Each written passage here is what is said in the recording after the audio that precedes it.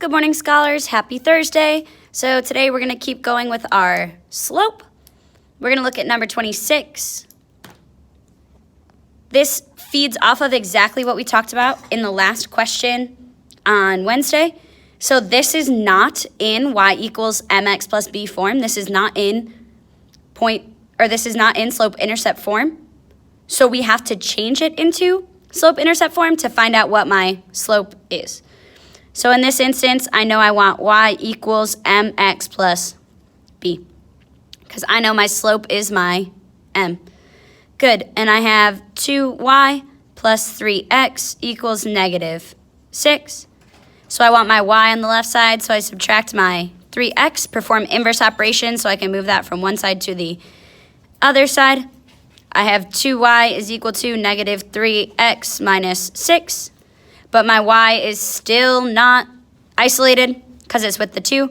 I had to perform inverse operations. Y equals negative 3 halves x minus 3. So now I can make my decision because my m value is negative 3 halves. So my d is my slope. Go ahead and try number 27 and 28 on your own. Please do so silently and independently. We'll work with a partner in the next challenge and extend portion. Good. Now here, find the slope of a line that contains each pair of points. You have variables. Please notice that you have variables. But we're going to go ahead and still do the same equation, y2 minus y1 over x2 minus x1. So here, again, I'm going to label, this is my x and my x and my y. Here's my x1, my y1. Here's my x2 and my y2. So my y2 is b, so I have b. My y1 is 0, b minus 0 over. My x2 is 0. My x1 is a, b minus a, or 0 minus a, pardon me. So b minus 0 is just b, and 0 minus a is negative a. So this is my slope. I recognize it looks funny, but the point is that you're manipulating things with variables. You're getting some more literal equation practice. Go ahead and try 30 and 31 with your elbow partner.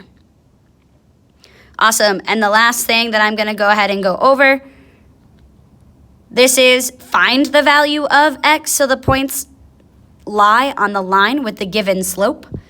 So if I want my slope to be negative 1, that means when I plug these points into the equation that I am going to end up with a negative 1.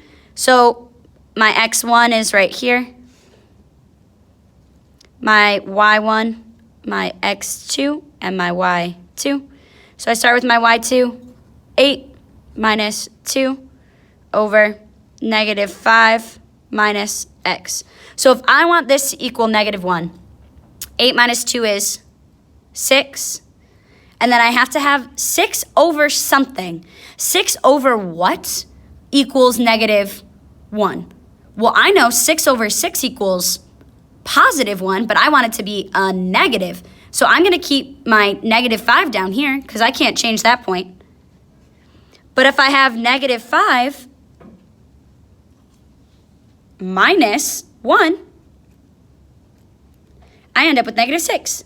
So 6 over negative 6 equals negative 1.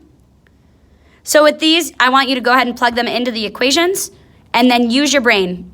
For real, just think about what would go in for this variable that would make it equal to what it wants. Good. Go ahead and try the rest of the challenge extend with your elbow partner.